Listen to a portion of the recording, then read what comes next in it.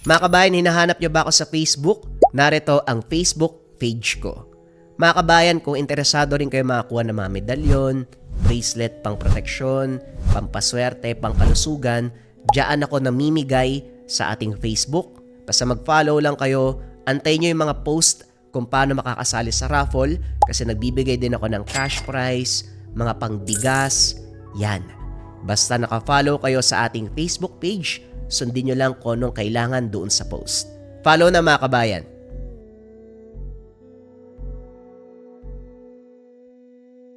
Ang kwentong ito ay hango sa totoong buhay. Mula ito sa isa nating kabayan na itago na lamang natin sa pangalang Danilo. Taong 1976. Bayawan, Negros Oriental. Nang mga panong ito, masayang tumutulong si Danilo sa ama, si Tatay Budoy. Pagtatanim ng mais sa lupain ang pinagkakabalahan. Hindi alintana ang init ng panahon. Masayang nag-uusap at nagtatawanan habang nagtatrabaho. Nak, huwag ka masyadong magpapakapagod ah. May pasok ka pa bukas. Baka dahil sa pagod mapuyat ka. Wika ni Budoy. Si tatay naman Sabado pa lang ngayon eh. Matagal pa bago mag-Lunes. At saka isa pa, matatapos naman natin to lahat at bukas Linggo, magpapahinga tayo buong araw. Tugon ni Danilo. Ay ganun ba? Sabado pa lang pala. Akala ko Linggo na ngayon eh. Ay nako, makakalimutin na talaga ako. O kayo dyan, halina kayo dito, kumain na kayo. Mataas ang sikat ng araw oh. Hoy, ano ba? Hindi niyo ba ako papansinin? Wika ng ina na si Rosemary habang sumasandok ng kanin na naroon lamang sa ilalim ng puno. Sandali lang ho, Nay. Tatapusin lang ho namin to tapos pupunta na kami dyan. Ito talagang nanay mo masyadong apurada. Ilang oras pa lang pagkatapos sa magkape tayo. Papakainin naman tayo kagad. Ganyan naman talaga si nanay noon pa man. Parang hindi na kayo nasanay. Habang kumakain, napag-usapan nila ang pag-aaral ni Danilo. Malapit na itong magkolehiyo. Ilang buwan na lang magtatapos na ang pasukan ng taong iyon. Pinag-usapan nila kung saan mag-aaral ang anak. Pinapapili ng paaralan na napupusuan. Ayoko pong mag-aral sa Dumaguete, Nay. Tay, mas gugustuhin kong dito na lang ako mag-aral sa universidad sa bayan natin. Kasi kung doon ako sa Dumaguete, talaga mangungulila ako sa inyo. Teka, sigurado kang ayaw mo sa Dumaguete. Balita ko maraming babae doon ah. Ikaw talaga, wag mo ngang ganyanin yung anak mo. Bilisan mo na lang dyan sa pagkain. Baka mambalos pa kita ng hawak kong sandok eh. Nagtawanan sila habang kumakain. Matapos ang araw na yon, umuwi sila ng masaya.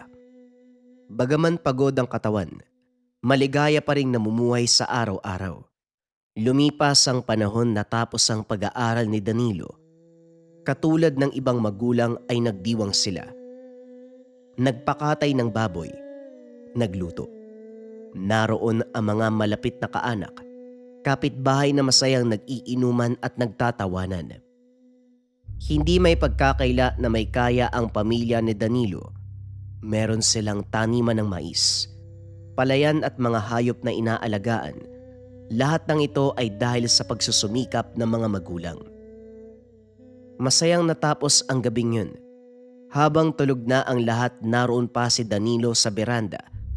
Nakaupo, iniisip ang mga bagay-bagay. Hanggang sa nakita ang isang lalaking dumaraan, nasa labas ng tahanan. Mapapansin na hindi normal ang taas ng lalaki. Sa pagkakatanto ng binata, nasa 7 talampakan. Nanlaki ang mga mata nang bigla itong tumitig sa kanya. Hindi naman nakakatakot ang muka. Ngumiti ito at bumati ng magandang gabi. Nagpatuloy na sa paglalakad. Hindi kaagad nakasagot. Tulala ang muka habang nakatitig pa rin sa lalaki na naglalakad papalayo. O anak, bakit ganyan yung mukha mo?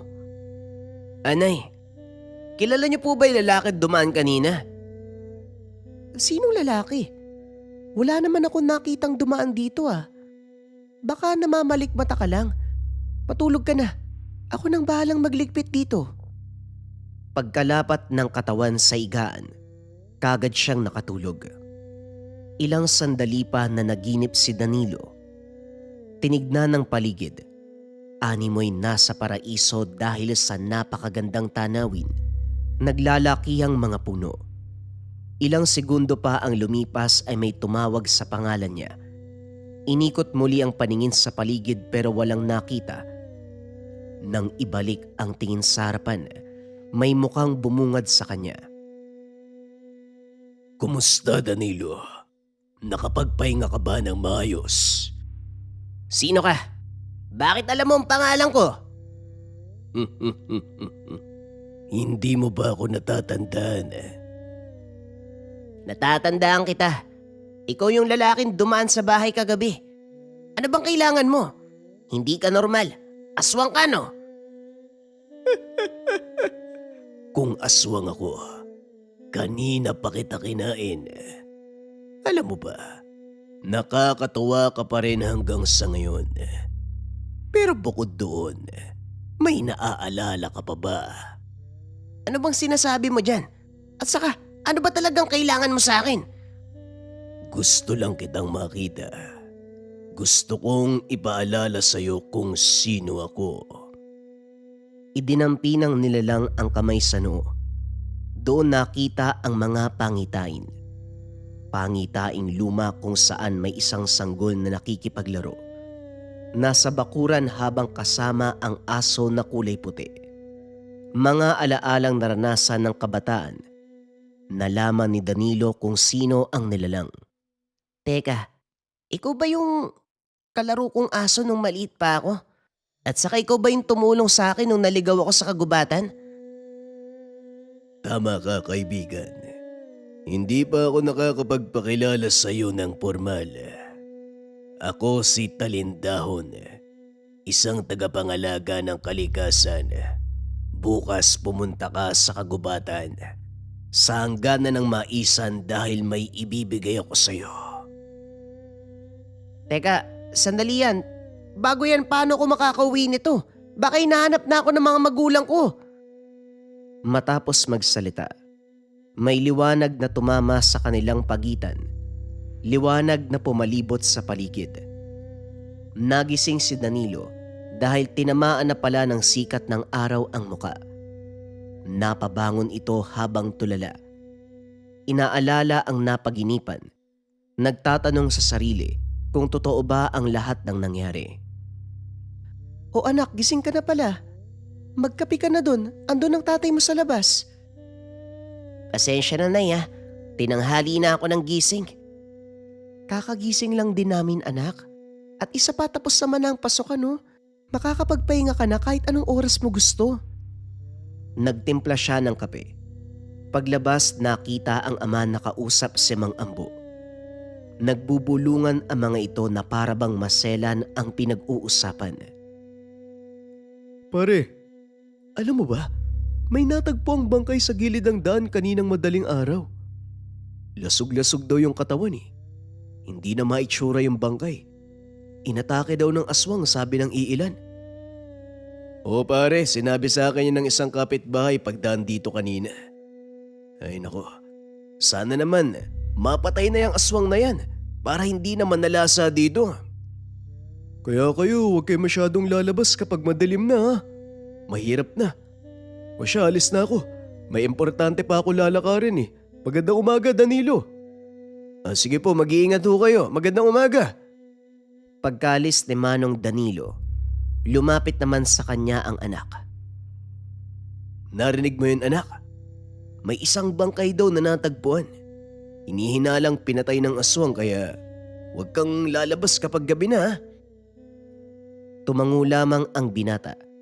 Habang nagkakape at nakatingin sa palayan, pumasok sa isipan ang sinabi ng nilalang.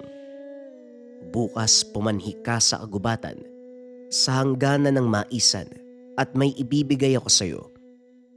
Mabilis na tinapos ang kape Nagpaalam sa mga magulang na may pupuntahan.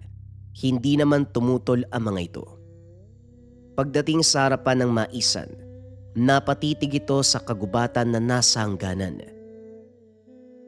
Ano ba tong pinagagawa ko? Para akong baliw ah. Pero wala namang masama kung susubukan ko, di ba? Nagpatuloy ito sa paglalakad. Maririnig ang mga ibong nag-aawitan sa mga puno. Pagpasok sa kagubatan, ilang hakbang pa lamang ang nagagawa. May nakita itong lalaki na nakaupo sa isang malaking bato. Nakatalikod, hindi lumilingon. Kanina pa ako nag-aantay sa'yo. Pagkaharap, bumungad sa binata ang matipunong katawan. Ang mukha ng purong baka. May hikaw sa ilong. Gulat na para bang tatakbo sa nakita. Sa isang kisap mata, bumalik naman ang mukha nito sa pagiging tao. Kalma, pinakita ko lang sa'yo ang totoo kong anyo. Bakit naman ganun yung mukha mo? Ang pangit! Kung tutusin, mas pangit ka sa akin. Bansot ka ba? Ang lansa ng amoy mo! Sakto lang ang taas ni Danilo. Ngunit dahil sa kataasan ng nilalang, natawag siyang bansot. Aba ayos to ah. Mapanlait ang bakulaw na to ah. Lumapit sa kanya ang nilalang. Kinuyom ang kamay. Ang ibibigay kong bagay sa'yo, maghahatid ng ginhawa sa buhay. Isa lamang ang hinihiling kong kapalit. Wag na wag mo itong ipapakita o ipapamigay kahit kanino man. Baka naman pinagkakatuwaan mo lang ako. Huwag mo na akong lukuhin. Sa halip na tumugon, tinitigan siya ng seryoso ng nilalang. Ibinuka ang mga palad at inabot ang bagay sa kamay ng engkanto. Pagkadampi ng bagay sa kamay, ramdam ang lamig na unti-unting gumagapang sa buong katawan. Kasabay naman ito, ang paglaho ng nilalang sa harapan. Tinignan nito ang bagay sa kamay. Kahugis ng isang pangil pero mapurol ang dulo. Makinis, kumikislap ng kulay pulang ilaw. Matapos matanggap ang bagay na ibinigay ng nilalang, lumabas na ng kagubatan. Pagkabungad sa bulwagan ng gubat, laking gulat nito dahil papalubog na ang araw. Tumakbo pa uwi. Pagdating sa tahanan, hindi man lang hiningal sa ginawang pagtakbo. O saan ka ba galing anak? Kaninang umaga ka pa namin hinahanap ah. Mabuti na lang nakauwi ka na. Nakalimutan mo ba ang sinabi ko sa'yo? Huwag kang lalabas kapag sapit ng dilim. Pasensya na po tay. Dumaan lang po ako sa kaklase ko. Naku anak, huwag mo nang uulitin yan ha. Natakot kami ng tatay mo eh. O sige na, kumain ka na dun. Pasensya na hunay. Hindi na po mauulit. Kinagabihan labis pa rin ang pagtataka. Alam niya sa sarili na hindi siya umabot ng 1 oras doon sa gubat. Kaya laking gulat ng gabi ng makauwi.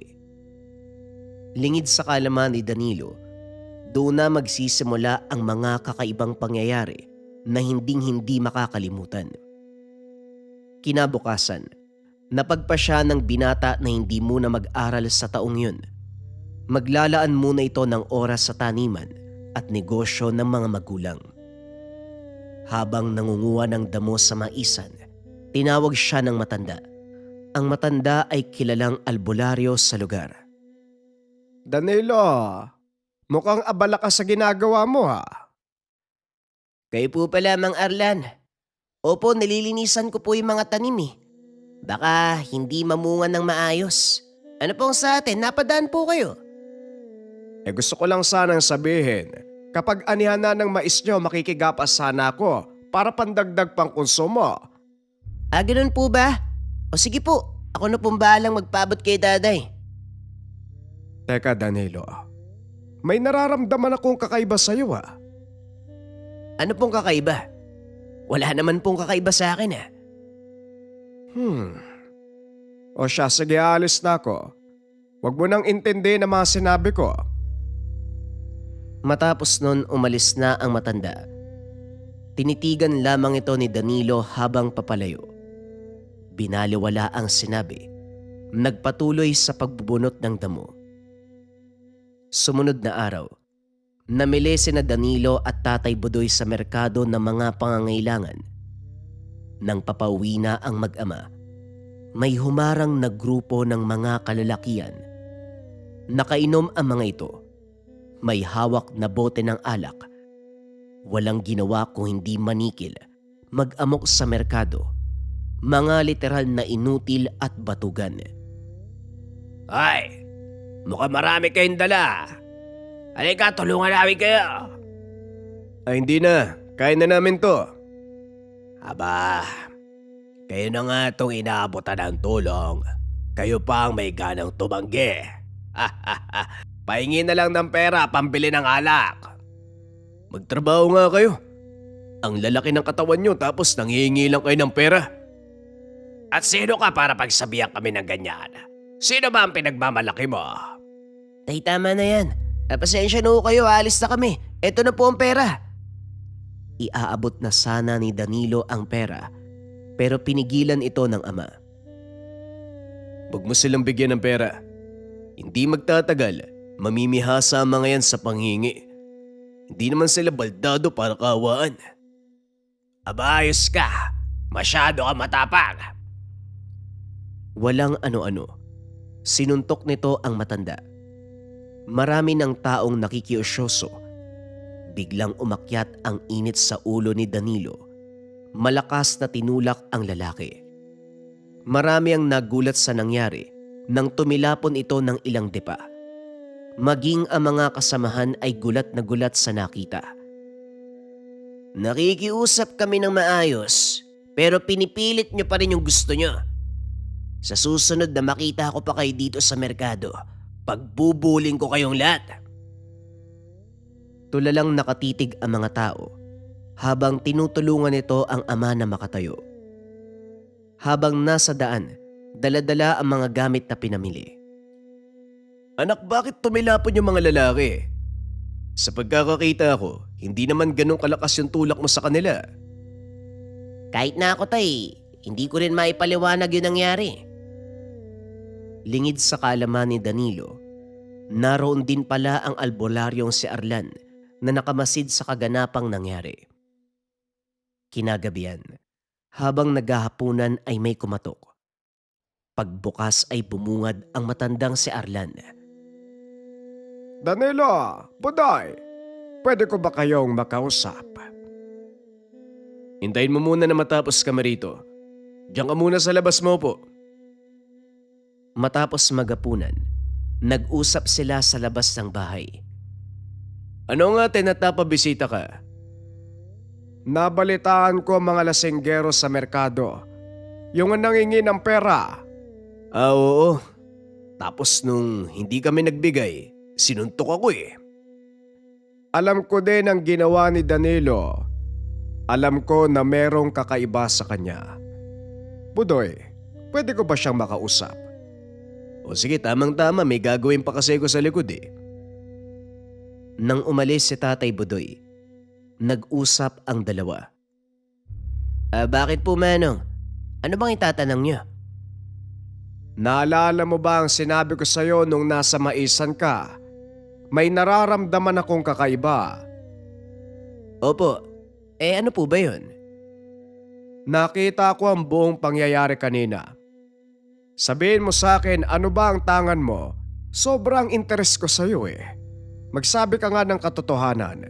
May bagay ka bang napulot, nakita, o meron bang nagbigay sa'yo? Opo meron. Engkanto daw eh. Nagbigay sa akin ng gamit. Akala ko nga laruan eh. Kaya hindi ko na lang pinagtuunan ng pansin. Pwede ko bang makita kung anong binigay? Pagpasok sa kwarto, kinuha ang gamit sa aparador. Ipinakita kagad ang gamit.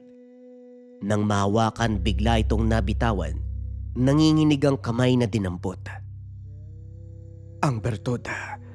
Bertud ng engkantong bawa. Saan mo ito nakuha? Dala mo ba ito nung pumunta kayo sa palengke? Ay hindi po, nandito lang ho sa bahay. Bakit ho? Kung ganon, magkadikit na kayo ng mutya. Ang mga bagay na nangyayari sa'yo ay dulot ng tangan mo. Kabalas sa katawan, lakas, at swerte sa buhay ang gamit na ito.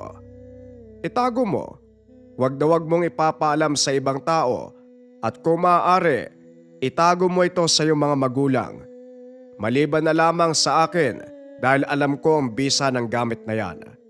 At kung maaari, wag mong ihiwalay sa katawan mo para mas lalong kumapit ang bisa sa iyo. Napatitig siya sa matanda. Hindi makapaniwala sa mga narinig. Opo, salamat po sa mga paalala. Huwag po kayo mag-alala. Susundin ko po ang payo nyo.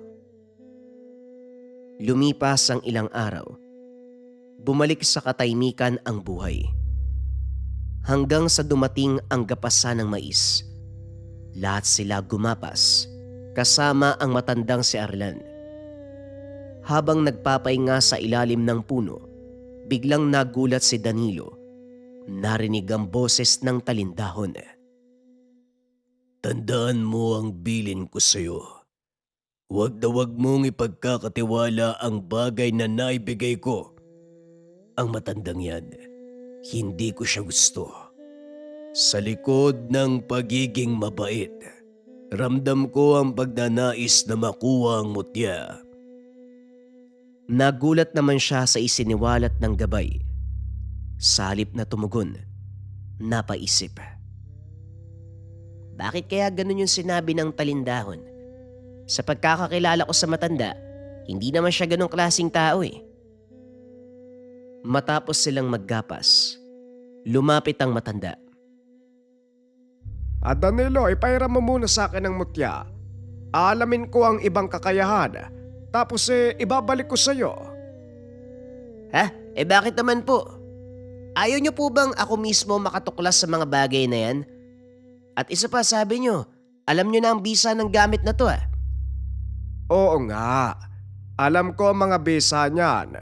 Pero gusto ko pang makita ang ibang kayang gawin.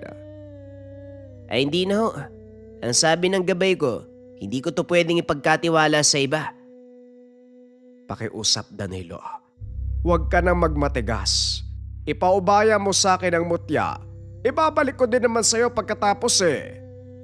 Kalimutan niyo na lang po ang lahat. Hindi ko po ipagkakatiwala sa inyo ang gamit na ito. Naunang maglakad pauwi ang binata na hindi nagpapaalam sa mga magulang.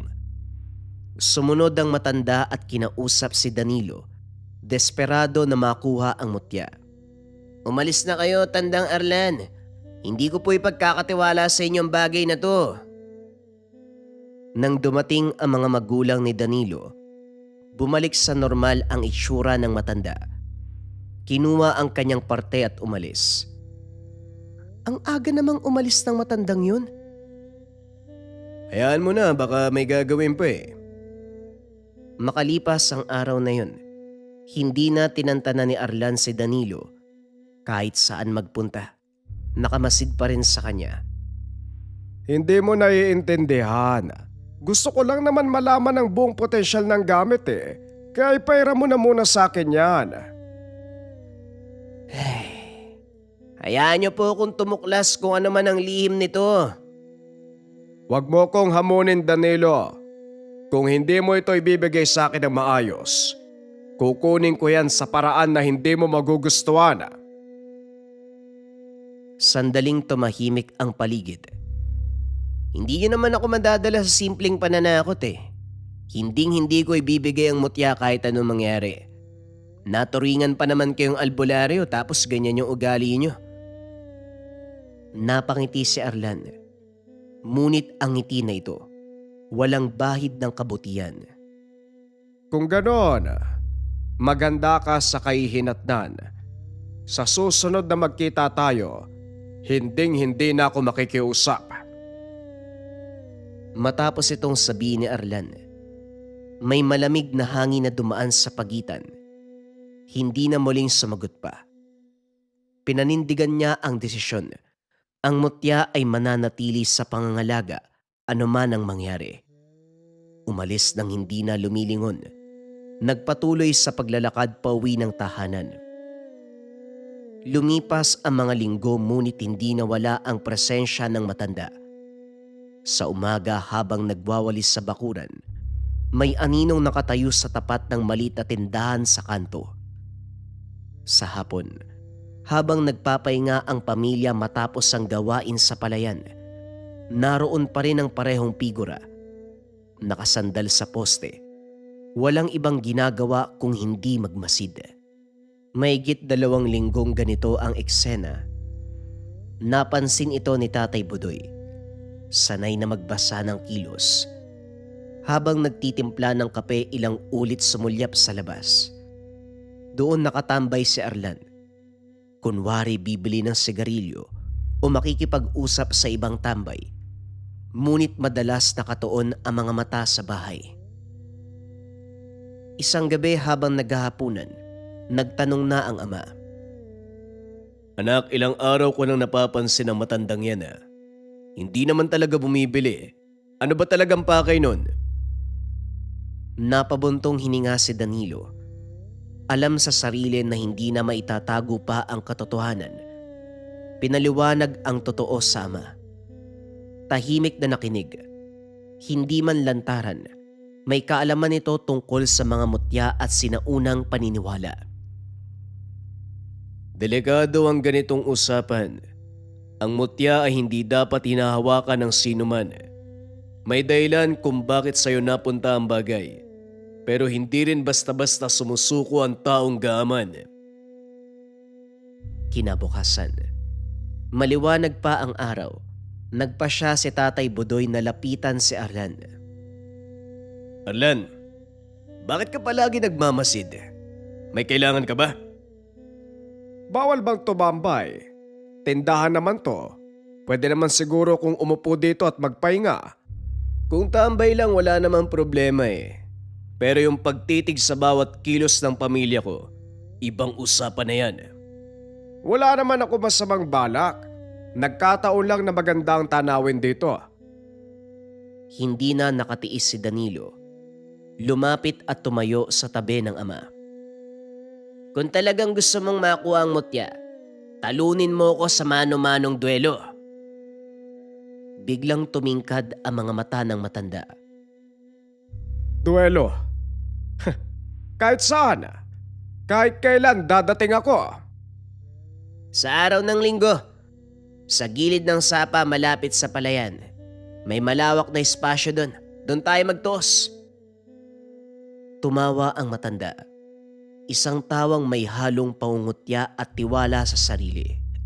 Asahan mo ko doon. Huwag kang mag-alala. Dadating ako. Pagkaalis ni Arlan, mas bumigat ang hangin sa paligid. Nagkatinginan ang mag-ama. Sigurado ko ba sa gagawin mo? Opo, kung hindi to matatapos, hindi naman yan titigil eh. Mas mabuti pang harapin ko na lang siya, tay. Dumating ang araw ng linggo. Maagang nagising si Danilo. Tahimik ang paligid. Tila ba may inaasahang mangyayari. Kumain ng sapat. Nag-inat at saka lumabas ng bahay. Sinamahan siya ng ama hanggang sa may pilapila. Anak, huwag mong hahayaan na maglaro sa isipan mo ang galit. Ang tunay na lakas, kontrolin ang sarili. Tumango ang binata. Sa gilid ng sapa kumislap ang tubig sa sikat ng araw. Malawak ang espasyo. Napapalibutan ng damo at iilang punong kahoy. Doon nakatayo si Danilo. Naghintay. Hindi nagtagal. May marahang yabag na narinig mula sa likod.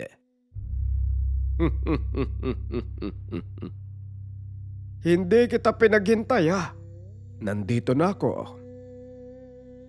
Paglingon naroon si Arlan. Ngunit hindi na ito mukhang simpleng matanda. Tuwid ang tindig. Matalas ang titig. Tila ba may lakas na nakatago sa payat na pangangatawan. Naghintay ka ba ng matagal? Walang paligoy-ligoy na umatake si Danilo. Sa unang galaw pa lang, malinaw na hindi basta-basta ang karap. Mabilis ang hakbang ni Arlan, higit sa inaasahan sa isang may edad. Umilag ang binata at sumagot ng suntok. Ngunit mabilis din nakaiwas ang kalaban. Sa unang salpukan pa lang, ramdam na ang kakaibang puwersang gumagalaw sa paligid. Sa bawat suntok, tila may lakas sa dumadaloy mula sa mutya. Hindi upang kontrolin ang laban, kundi upang patatagin ang loob at katawan. Ang bawat tama ay may bigat na hindi pangkaraniwan.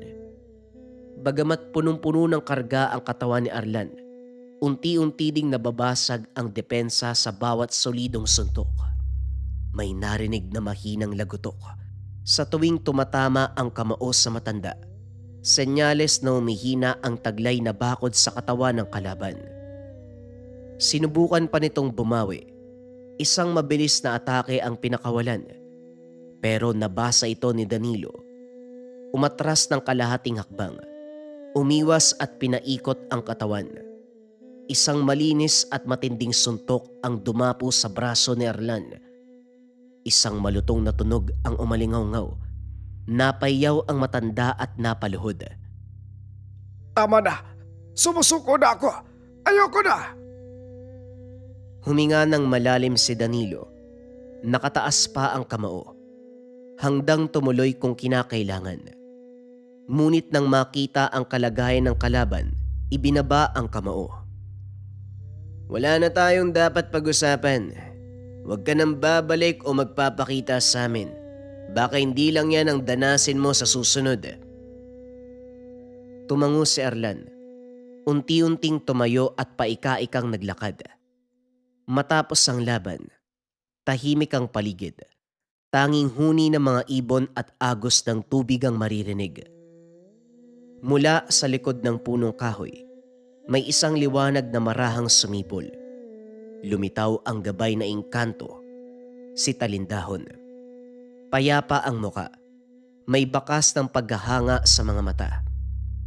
Pinatunayan mo ang tapang at paninindigan. Hindi ako nagkamali sa pagpili sa'yo. Napakamot na lamang ng ulo si Danilo. May halong hiya at pagod sa muka. Ginawa ko lang ang dapat gawin. Ngumiti ang Talindahon bago tuluyang naglaho sa hangin. Matapos ang tagpong yun, hindi na muling nagpakita pa ang matanda. Wala nang matang nagmamasid sa paligid. Naging payapa ang mga araw. Unti-unting nabura ang tensyon sa lugar. Ngunit ang kapayapaan ay hindi panghabang buhay. Habang nag-aayos ng mga gamit sa bakuran, may naaninag siyang figura sa hindi kalayuan. Isang matangkad at matipunong lalaki ang nakatayo sa tapat ng bahay. Hindi ito gumagalaw. Tanging pagtitig lamang ang ginagawa nito. Akma nitong sisilipin ang muka. Ngunit natatakpan ang mahabang buhok na nakalaylay hanggang sa baba. Hindi mabasa ang reaksyon ng muka. Sino ka? Anong kailangan mo? Nabalitaan ko. Malakas daw ang tangan mo. Pinapatumba ka ng matandang albularyo. Hindi ko balak manakit o kung ano paman. Kung may pakay ka, sabihin mo ng diretsyo. Gusto ko lang subukan ang lakas mo. Tignan natin kung totoo ang mga kwento. Anong pangalan mo? Agon. Matapos mabigkas ang pangalan, mabilis itong sumugod. Mabigat ang galaw. Tila sanay sa marahas na sagupan. Sa bakanting lote ilang hakbang mula sa bahay, nagharap ang dalawa. Medyo masukal ang damo. May mga nakaharang na tuod at mga bato. Hindi ito masyadong kalawakan pero sapat sa espasyo para maglaban. Nagpalitan kagad ng atake. Malakas ang tira ng kalaban. Bawat galaw ay may intensyong magpatumba. Ngunit malikse ang binata sa bawat suntok na papalapit. Mabilis ang kilos kaya nakakaiwas. Bawat sunggab, Maliksing talo ng tugon. Kapansin-pansin ang hindi pangkaraniwang lakas sa taglay ng kalaban. May kakaibang bigat ang bawat galaw. Hanggang sa isang maling hakbang ang nagawa ni Agon nang madulas ito. Hindi na pinalampas ang pagkakataon. Isang malakas na pagtulak ang ginawa, dahilan upang bumagsak ang kalaban sa lupa. Kagad pumaibabaw ang binata. Hinawakan ng balikat at tinutok ang kamao. "Kanino mo narinig ang balita?" Humarap si Agon. Bahagyang nahawi ang buhok. Kumislap ang pulang mga mata. Umugong ang kwento sa bayan nang may albularyo kang ipinaiya. Kaya dumayo ko. Gusto ko patunayan kung totoo ang lakas mo. "Hindi ka tao." Ngumiti ang lalaki. Pinakita ng bahagya ang matatalas na ngipin. Binalak nitong pumiglas sa pagkakahawak ng binata. Pero dahil sa lakas ng pagkakahawak, hindi ito napangibabawan ng aswang. Patawad! Pakawalan mo ko, suko na ako pakiusap! Ngayon nagmamakaawa ka. Di ba gusto mo nang subukan? Sandali itong tumahimik. Ramdam ang panganib. Kung palalayain, maaaring bumalik ito at magdulot ng kapamakan sa iba. Sa isang mabilis na galaw, nagpakawala ang binata ng sunod-sunod na suntok upang tuluyang pahinain ang nilalang. Hindi na ito nakabawi. Unti-unting nawalan ng lakas hanggang sa tumigil ang paggalaw. Naiwan itong nakahandusay sa damuhan. Tahimik na tumayo si Danilo. Bumalik sa bahay ng mabigat ang paghinga. Kinabukasan umugong ang balita sa lugar. May natagpo ang patay na aswang sa labas ng bahay. Nagtipon-tipon ang mga tao at nagbubulungan. Kaya pala may mga nawawala nung nakaraang buwan? Bakit pumatay sa isang biktima noon sa gilid ng daan, no? Kung ganun, may nagliligtas sa atin. Sa loob ng tahanan, tahimik lamang si Danilo na nagmamasid sa nagkukumpulang mga tao. Hawak ang ngutya. Ramdam ang mahinang init nito. Ang akala ng karamihan sa baryo, natapos na ang panggagambala ng mga nilalang sa dilim. May aswang nang napatay.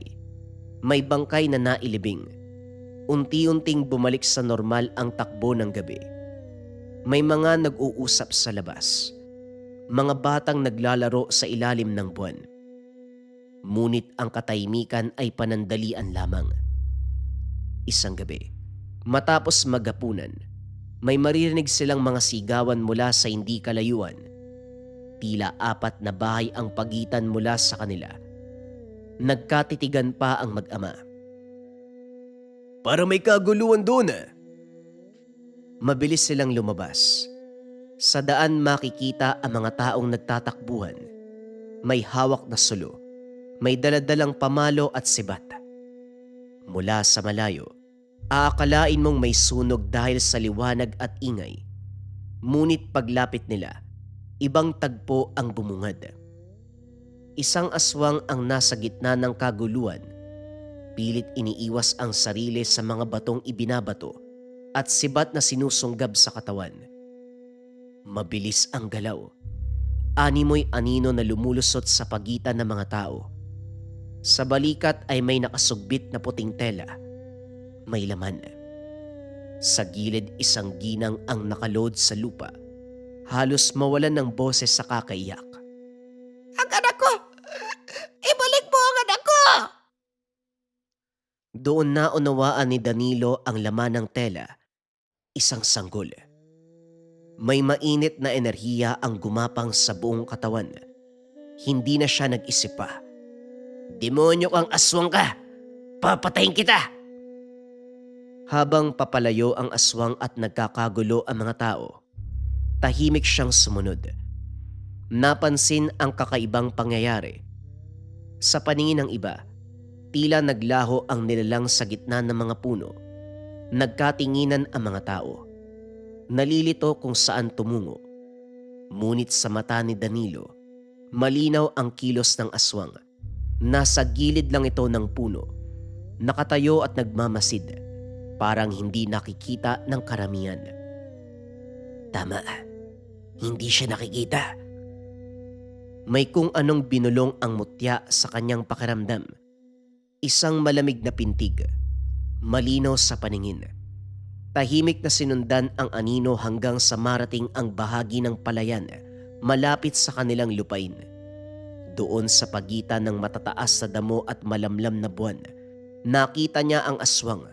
Inilalatag ang tela sa lupa. Umalingaw-ngaw ang mahinang iyak ng sanggol. Yumuko ang nilalang, handang lapain ang bata. Sa oras na dumampi ang mga kukumo sa sanggol, sisiguraduhin kong hindi ka nasisikatan ng araw. Sa ilalim ng liwanag ng buwan, nasilayan niya ang anyo. Payat ngunit mahaba ang mga braso. Malapad ang balikat at nangingitim ang balat. Ang mga mata nito ay kumikislap sa dilim. Kaya pala may sumusunod. Ikaw ang nagtatanga ng mutya. At ikaw ang namemerwisyo sa baryo. At ano ngayon?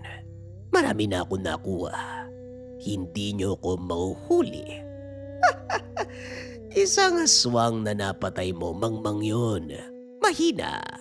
Nagpapanggap na malakas sa harapan ng marami. Ako sa'yo, matras ka na. Hindi mo magugustuhan ang laban natin.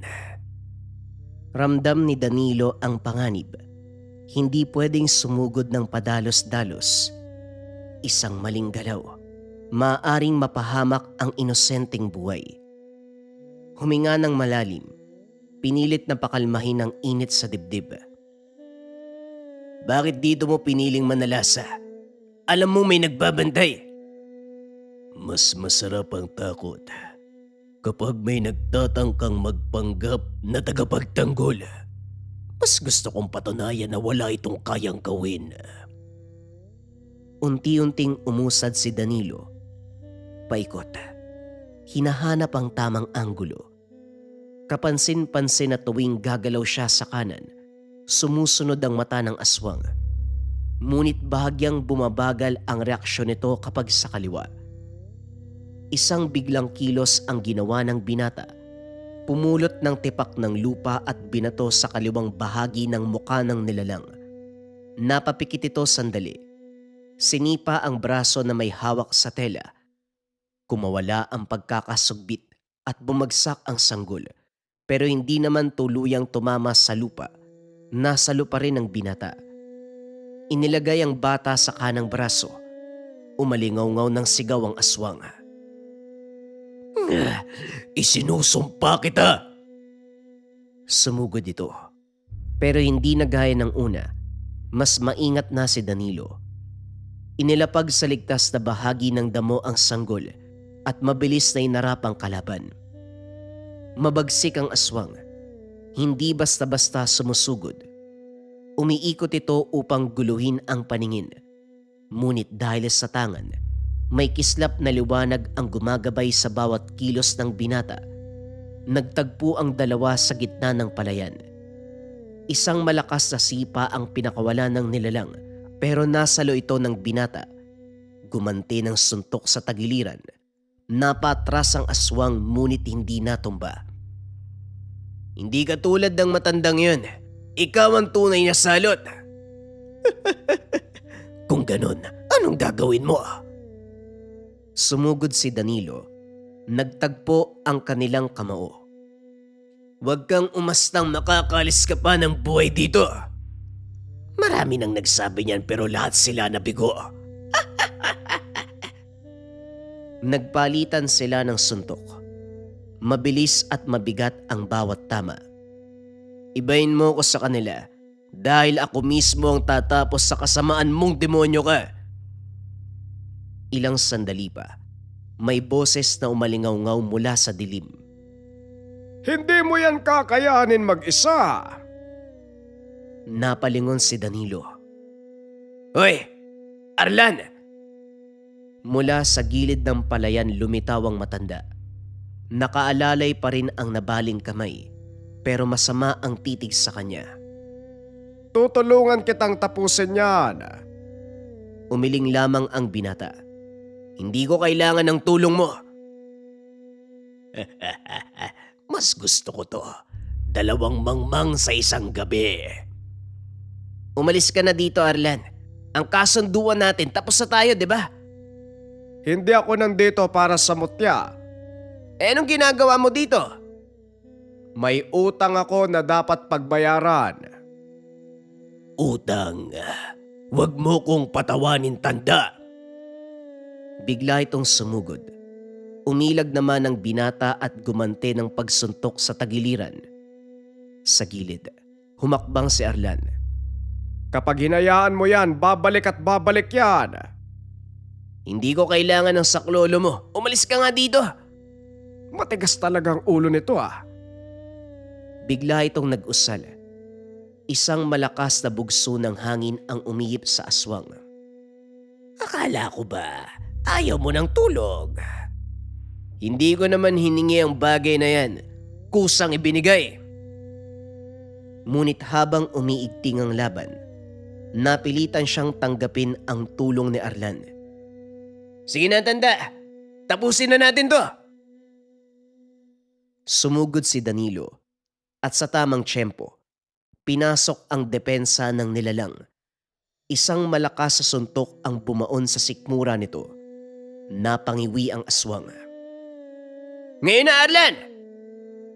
Kagad binitawan ng matanda ang palipad-hanging tigalpo.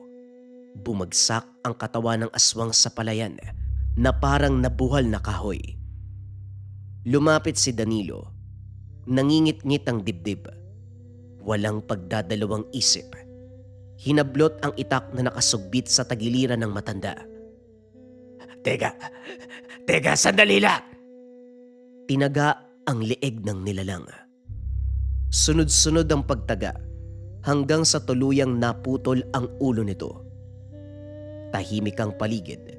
Tanging hingal nilang dalawa ang maririnig. Teka, si Bidong to ah. Kilala mo siya? Oo, siya nagbebenta ng karne sa merkado. Ang galing magtago ng katauhan ah. May katiting na pagdududa. Wala akong nakita sa kanya. Yung pala'y demonyo. Tama lang sa kanya yan. Nandadamay ng bata. Humihingi ako ng paumanhin. Naging sakim ako sa kapangyarihan. Nabulag ako. Gusto ko ng higit pa sa meron ako. Sige naman, tapos na ho yun. Mula sa damuhan, umiyak ang sanggol. Oo nga pala, yung bata. Pareho silang putikan habang naglalakad pabalik ng baryo. Pagdating ng bahay, sinalubong sila ng ginang. Anak ko, maraming salamat. Maraming salamat sa inyo. Natapos ang gabing yun, nagkasundo ang dalawa. Tahimik na nag-usap ang mga ito. Bagaman hindi sila naging magkaibigan, nabawasan ang bigat ng dating alitan. Napailing si Tatay Budoy. Nagbati man kayo, wag na wag ka magbibigay ng kumpiyansa. Ang taong minsang nasilaw sa kapangyarihan, kayang matok sumuli. Mula noon bumalik ang kapayapaan sa baryo. Walang sigawan, walang balitang may nawawala. Hindi nagtagal napansin ng mga magulang ni Danilo ang kakaibang pagbabago sa buhay nila. Mas gumanda ang ani, mas lumakas ang kita. Pinili ni Danilo ang simpleng buhay. Hindi siya nag-aral bilang manggagamot. Walang bisa sa kanya ang mga usal at orasyon. Hindi rin hinangad ang maging kilala o dakila. Sapat nang maging normal ang pamumuhay. Nanatili siyang karaniwan sa mga mata ng marami. Pero hindi alam ng karamihan. Siya ay nagtataglay ng isang malakas na tangan. Ang mutya ng engkantong bawa. May mga pagkakataon ba na pakiramdam mo kabayan, napapagod ka kahit wala ka namang ginagawa? Or yung tipong kumpleto naman yung tulog mo, pero pagkagising mo sobrang bigat pa rin ang pakiramdam? Parang may mabigat na enerhiya na umihila sa tahanan, may mabigat na enerhiya sa paligid, sa negosyo, kwarto, sala, o kung saan ka madalas tumatambay kabayan. Hindi lahat ng dumi kabayan nakikita ng pisikal na mata. Hindi dapat malinis lang ang pisikal na espasyo, hanggang espiritual dapat kiniklens yan. Ang insenso candle for cleansing mula sa Lika Merchandise ay espesyal na kandila na ginawa upang magbigay ng liwanag sa espasyo na ating ginagalawan. Insenso candle for cleansing, pang-cleanse ng lugar, pangtaboy ng negative energy para maganda ang pasok ng swerte at iwas sakit na bunga ng negative energy. Sa isang sindilang kabayan, gumagaan ang kapaligiran, lumilinis ang espasyo, nagiging mahimbing ang pagtulog sa gabi. Ito ay mainam na gamitin pang-cleanse ng mga lugar kung saan natin nararamdaman ang negatibong enerhiya. Kung interesado ka kabayan, kailangan lang tong sindihan sa umaga at gabi. May yellow basket dito sa baba or pwede mong i-visit ang shop ng Lika Merchandise Incenso Candle for Cleansing.